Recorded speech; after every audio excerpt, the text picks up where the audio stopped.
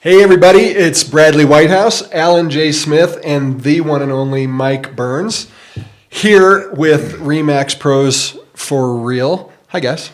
Hey, How are we? how we doing today? We're doing great. We're going to see how long we can go without Alan coughing. He's got a little bit of a tickle in his throat. I do have a tickle. Sorry, guys. And so we're going to count in the next 18 and a half minutes how many times Alan coughs. But anyway, thanks for being here, guys. Here's the topic on this session: listings. I have been saying for probably the past 4 or 5 months that there has never been a more important time to focus on increasing your listing inventory, working on your listing inventory. I think I'm right as I say that, but I want to hear you guys agree, disagree, or tell me why that's correct. Why is it so important right now as we come out of this however long, 3.5, 4 year slump? Why is it so important to focus on your listing inventory right now? Well, I mean, in the monthly market update, we talked about, hey, Super Bowl's over, spring training's happening, so it's spring selling season. But I think the biggest reason for listing inventory right now is it takes your business from kind of a 2D to a 3D business. Yeah, totally. You can create so much more business from listings. You can leverage your time with listings. Yeah. And as the old adage says, when you list, you last. So Yeah. there's so much more opportunity business-wise to expand when you have a strong listing inventory. And so maybe that's even more important now because there's so many orphan buyers out there, right? Yeah. I mean, in the past couple of years, so many agents have stuck their heads in the sand and there are just buyers out there unrepresented. So when your sign goes in the yard, there's more unrepresented buyers, more opportunities for you to double in that deal, right? And not just double end. I mean, there's double ending. There's that house goes up for sale. You have a little bit of success. Yeah. And somehow within the next 60 days, there's another house that's going to go on. So you've got a chance for other sellers to call you. Yeah. Plus. I mean, we are seeing more buyers coming to the listing agent directly, but there's other listings that can Totally. happen from it too. What do you think? I mean, I couldn't agree more. I think, Big Al said the fact that when you control listings, you control your time. That is by far and away the very best reason for you to become a great listing agent. Yep. I think that the old adage is that if you list, you last, because if you don't have a listing, you are subject to somebody else having a listing or you have nothing. And so even if you have a buyer, if there's nobody getting listings, you have nothing. If nobody gets a listing that's a good listing, which Lord knows there's plenty of bad listings on the market right now, I am subject to what everybody else is doing. Yeah. If I get a listing, I control my business. Yep. And I think that is the biggest piece of how you build sustainable business in this business. Right. Yeah. So that's really interesting because you're right. There are a bunch of bad listings out there right now, but I don't think. I think bad listings are the result of bad advice given by either inexperienced agents or agents that just aren't willing to give the truth because they're afraid that the truth might be whatever, offensive to a seller, or they might lose an opportunity because they're too truthful. So talk to me about that. I mean, what do we need to do to make sure that we represent our sellers well by maybe not being the most popular guy in the room when you tell them what needs to be done? I right? think that there's some truth to that. I do think that it's easy to blame real estate agents for bad prices. But honestly, I think that I have a pretty good handle on that. And I haven't priced every single one of my listings correctly. Yeah. And I even haven't priced the listings correctly when the seller said, pick the price and tell me what you think. I trust your opinion. And I've still gotten it wrong at times. Sure, but Sometimes I get it right, but sometimes I get it wrong. But you know when you got it wrong, and you can pivot pretty quick. Well, right? and that to my point is I think the key piece. I think where the bad conversations or the unwillingness to have a difficult conversation comes in is right there. Because if I do pick the wrong price, I have to be culpable. I have to take that responsibility and go make sure that we change that price quickly. Yeah. And I have to be willing to prepare my people for the way that this market works and how knowledgeable buyers are, how fickle buyers are, how emotional buyers are.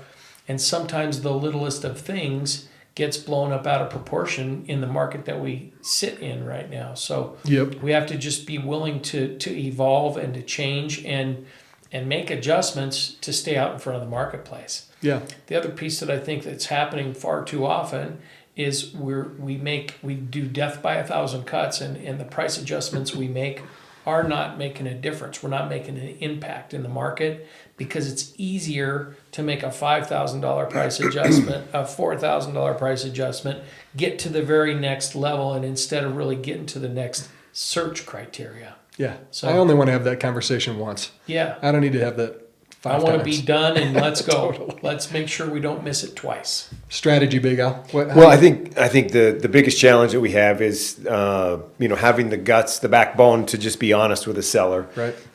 When we first go in, we have to be honest with price. We have to be honest with condition, and I think the condition is probably almost a bigger issue right now. Is that we just don't have the guts to say you truly need new carpet, you need some new paint, and you know what? The white appliances just aren't going to cut it still. And so we have to help them really prepare their home. It's amazing to me, the dichotomy when they talk about, hey, we got a K-shaped economy.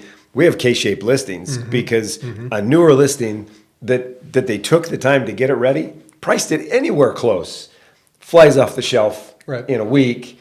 And in some cases, we're still getting multiple offers. We have a property that we just put on $725. First two showings, we're like, oh, your price is too high. We have two contracts right now, and the highest one is currently at $740. So they're bidding each other up to get this house because it just shows really, really well. that And the can't seller be. did everything we asked. That can't be. This is a soft market. I know. That can't possibly be. Well, and here's this seller is she's been in the corporate world, very solid, very solidly kind of stern with her opinion, and so as we went through the whole market analysis, I said, I love your stainless steel fridge, but your original dishwasher and stove are going to hurt you. Yeah. And she's like, do not tell me I have to replace those. I said, I won't tell you have to, but if you want more money, I would do that all day long. She took about a week, called and said, yep, it's your listing, and I've already ordered the stove. That's the house we're going to sell for $15,000 over asking price. Yeah. You just got to have the guts to be able to help set it up and So- go through the process. The other thing I think strategy-wise, and obviously it is a lot of sellers because it's not just agents who haven't said the correct price. We have hundreds, thousands of sellers in 2025 that decided that they were smarter than the market, and the market wasn't going to give them their price, so they took their house off the market. Yeah. That wasn't agents, that was sellers. Yeah. Market's not giving me what I want, so I'm going to wait till 2026. And they probably will end up getting a little bit less this year, unless they've improved the house. But we're going to see that come on the market. But I get sellers all the time that'll be, okay, so we tried that reduction, so in 30 days we'll do it again. I said, no. If we have 8 to 10 showings at this price and no contracts, we're talking again. Yeah. It's not 30 days, it's showings. That's good. So on March 11th, you guys at Smedra, 10 to noon, we're going to do our next session in the Building Better Business Together series, and we're going to talk all about listings. So we're going to dive deep into this subject. We're going to get into tools, systems, how to really price the listing right, market the listing right, communicate effectively with your sellers. I mean, we're going to get into a lot on that day. But by the way, in the link below, you guys, you'll see a RSVP to that event. So join us that day. But guys, to your point, Mike, sometimes I can do everything right. I put the house on the market at what I think is the right price, but I still have to go in and have that price adjustment conversation. Mm-hmm. What do I do as a listing agent to make sure that I minimize, to the best of my ability, the ability for that seller to say, you haven't done your job? Like, is it a communication thing? Are there reports I should be saying? Like, what can I do to cause them to say, well, hey, look, I know it's not your fault because clearly you've done everything. What are those things that I can do to make that conversation easier? I think the two most effective things that we're doing right now, the Listings Magic report that comes out with the online activity, and then obviously we're sending them everything we can do as far as showing information, feedback, etc. Yeah. And I typically do that every single week, and I send that electronically, and then I make a phone call. Yeah. So I send the report usually in the morning on Mondays, and I usually make the phone call in the afternoon on Mondays. I give them a couple hours to digest it, to think of the questions that they want to ask me. I think if you're not having at least a once a week, usually I'm talking to my sellers more than that. That's the every week that we're going to specifically talk about where we sit in the marketplace. But I'm usually talking to them at least once more, just to kind of follow up with them on the showing, or check with them after the showing, or just to make the phone call to give them an opportunity to complain or react or fear or whatever it is that they're feeling. Yep. To have some conversation about that, because every day that goes by is agonizing for them. And in the society that we live in right now, I think it's vital that we're having more than once a week conversation. And heaven forbid if we're just barely sending the report and not talking to them voice to voice, Yeah. we're getting killed over that. Because they translate that report very differently than we do. Yeah, absolutely. And that report, you guys, if you don't know if that report's going out, just email ignite@rmprohomes.com. Let them know that you're not seeing the report or you're not sure if it's going out. Ashley will jump right in and make sure it's the Ignite team that manages that process and gets that listing magic report sent to your seller. So be sure to email Ignite if you're not sure if that's going out. What about you, Big Al? How do you make that conversation easier when it's time to get a price adjustment? Well, I think that that report is great because it's nice to be able to see what the online traffic is, because that online traffic generally turns into real showings. Mm-hmm. But it's really nice to be able to say, hey, you know what, maybe we didn't have 5,000 views, we only had 300 or 400, but look at this, we had 15 people saved your house. Yeah. But we're not seeing showings pick up. So that tells us, that's a pretty good indicator that your online activity, they're peaking at it, but there's not enough interest or value in their minds to actually come and see the property. Mm-hmm. And so making that adjustment earlier than later, again, it's back to simple kind of psychology and math. If you've had 10 showings and no offers, then it's probably a smaller adjustment. But if you've had very few showings, like none, it's probably a bigger adjustment. And so you got to make that adjustment quick. I feel like, forever we used to talk about, if you got showings but no offers, you're probably around 3% off. And if you had no showings, you're probably at least 5% off. I feel like those numbers have gone up. Yeah. I feel like if you've had showings and no offers, you almost need to be on the plus side of 3 and maybe as much as 5% to get over the hump, to get a number, to get a real reaction from the marketplace. And if you're not getting any showings, I think you're more than 5% off. I think that's for real. I think if you're within 5%, I agree. Based on where the market is, you're getting showings. Yeah. There's enough buyers out there, and every time that I start to buy into anybody's story that here's what I priced it at and here's why I priced it at, and we're still not getting any showings, and I start to think, well, maybe they are the anomaly in the marketplace. Something happens, and I'm convinced that what the heck was I thinking? It's always price. Yeah, totally. It's always price. Yeah. But they aren't going to buy that unless they're convinced that we've done our job marketing the property, unless we've communicated effectively with them, right? Which only happens if you're communicating every week and showing them, and that takes away all that angst. Yep. And also why I'm calling them at least one other time during the week. The funny part is I only have one active listing right now because everything else is under contract, thank goodness. Yeah. That's going to change. Yeah, and he's only been on for a couple of weeks. But, I had my conversation with him on Monday, and I sent out the report on Monday, and I was like, if we go another weekend and we're not seeing an offer, it's probably time for us to think about making a price change, even though I thought we were probably pretty doggone good. And unfortunately, I think we're going to have to get to that next level to adjust this price to make it go away. And he's like, I've been thinking about that. He said, I remember what you said. And the funny part is he doesn't remember what I said unless I was telling him every single week, preparing him for that. But because we've had that conversation, he in his mind, he's already made that adjustment. Yep. So it'll be an easy conversation if we don't sell it this week. If we aren't communicating with them, they're assuming we're doing nothing. Yeah. Right? We've got to be Yeah. selling our value during the process, not just to get the listing. Doesn't matter what we send them Right. if we're not talking to them. Well, there's a time value piece in that too, because if we make the call, it's a 2-minute call. Yeah. If the seller calls us, it's a 20-minute call. And the attitude is And way different. it feels not good Yep. at the end of that. So Yeah. being a little bit assertive and intuitive, and all of us as agents should have to sell a house about every other year just to remember what that feels like. As a seller, you mean As a seller seller, of a yeah. house. Be Yes. the seller on a house. Be a seller, yeah. I pretty much accomplished that. I'm You pretty did, close. yeah, you are pretty good. But that's Anita driving that ship. Yeah, That's good not point. you deciding Well, that. she's a tough seller.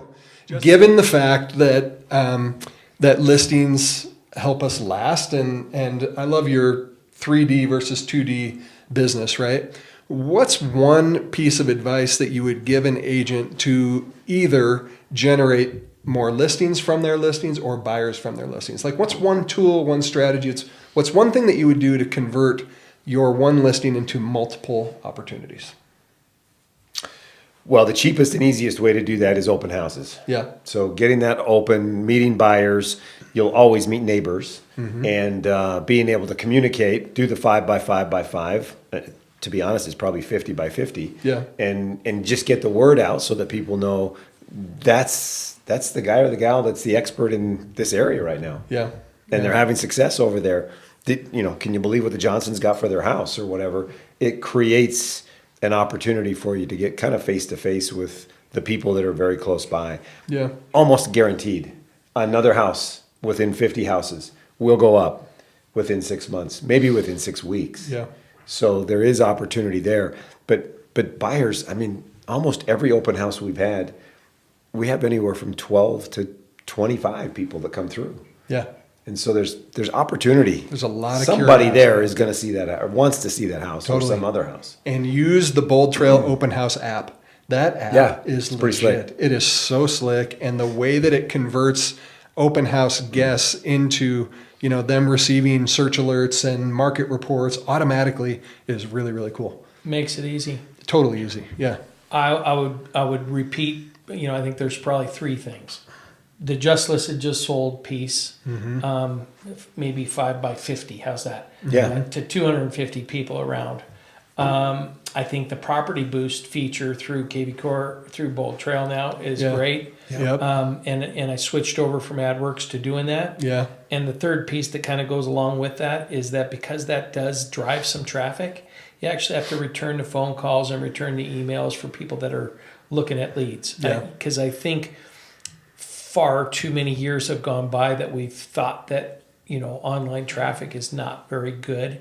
But when it's an online request to your specific listing, that completely changes the dynamic of how that interaction. That is a signed call. Yeah. It's not a cold lead. It's a signed call off of the internet app. Yep. Yeah. And that's a whole different process, and people do not take those very seriously. And we're out of practice and having process on how we deal with that. Yep. And what we say. Rick did a great class on it. Rick and Chad Griffith did a great class on how to talk to people and how to capture those leads better. But frankly, we don't work on that very often. And I think that is, especially because of the orphan buyer situation right now. Yeah. I think that's a great opportunity for you to capture leads and capture buyers from your listings. Yep. So Totally. I think everybody needs to work on that a little bit. I've been working on it just because I've been picking up the phone and making those calls, and I was the same. I didn't do that. I haven't done that for a long time. Yeah. But over the course of the last 2 years, I've started doing that, and it's made a difference. Yeah. Yeah. And Yeah, I think the online stuff that comes in during the day gets a much higher priority than the stuff that comes in at 2 or 3 in the morning. Agreed. For sure. So that stuff is like, okay, that's probably a little. I'm not up Less. to see that anyway, so it doesn't really Well, no, matter. I don't see it at 2 or 3. I see it at 5. Yeah. Yeah. And you're like, okay, why do all these leads somehow magically come in at 2 or 3 in the morning? Yeah. Because they're not really leads most of the time. Because I got the same lead on all of my listings. Yeah. Because that was a spam. Yeah. But yeah, it's pretty easy to tell the ones. Especially, there's some that are asking questions. Yeah. I would also say get your listings onto your personal Facebook page. So as a company, we can only put your listings on your business page. Meta, Facebook won't allow us to put it on your personal page. Move those over to your personal page, or go into Bold Trail and share your listings directly from Bold Trail into your personal page, because those leads generate right into your CRM. But the personal Facebook page is legitimate too, not only from a lead perspective, but your sellers are going to see it on your personal page. Yeah. And they're always impressed when they see their listing on your personal page. Yes. So, yep. Any other thoughts, closing thoughts before we get them all to the March 11th event? I probably have one piece on that, is that I think hopefully we'll have a great turnout there. Mm-hmm. I think more than half of our people, and I don't mean just rem.ax professionals, I mean people in the real estate industry, have a negative connotation about listings right now. Yeah. Most of the people that are in our business don't want to get a listing because they don't want to have that conversation. They don't want to have to worry about pricing it. They don't want to worry about having a listing that goes every single week without selling, and they have to continue to have those conversations. And so I think that is a place where we need to change our thought process. We need to get back into a place where we embrace listings and where we're good at it, because we've forgotten that we're good at it. And all we need to do is tweak a couple of the processes that we use, and we'll be back to being good at it. And when you're selling listings, there is no better place in our business. Makes this business a lot more fun. It makes it a lot of fun. No doubt. And I mean, think about the options. You can put a buyer in your car and show them 10 houses, and how much time does that take? Or you can just take a little bit of time, have just a little bit of emotional strength to be able to make a few phone calls to sellers and help them through the highs and lows of the process. I think the hardest call right now is, we got 3 out of 10 transactions where we go under contract and the buyers back out. Right. Yeah. That's a brutal conversation. But I'd almost still rather have that call, because it doesn't take very long, it just hurts, than have to be constantly putting buyers in my car to show them house after house. If it was only after 10 house. houses, I might think Exactly. about it, but it's not. No. It's 10 houses this week and 10 houses next week and 10 houses every single week for about 6 or 8 weeks before we finally find and then one. 30% of your buyers are backing out, and you're having to start the process over again. Yes. Or then we find the one that actually has some value, and everybody also made an offer on that same house. Right. I just think that the time leverage is 100% worth it. And we're a strong listing company, and it shows, because our agents on average make 4 times what an average realtor in this town makes. Yeah. And that's because we generally are good listing agents. But those listing agents mean you're going to be a good buyer's agent, because it will create buyers. Totally. All right. Good stuff, guys. March 11th, Smedra, 10 to noon. Registration link is below. Please join us. It's going to be a great day. We're going to have a lot of really, really good discussion on getting listings, pricing listings, marketing listings, and then converting the 3D effect into additional clients. Thanks, boys. Sweet. Good job. Great job. Thanks, See you Jess. then.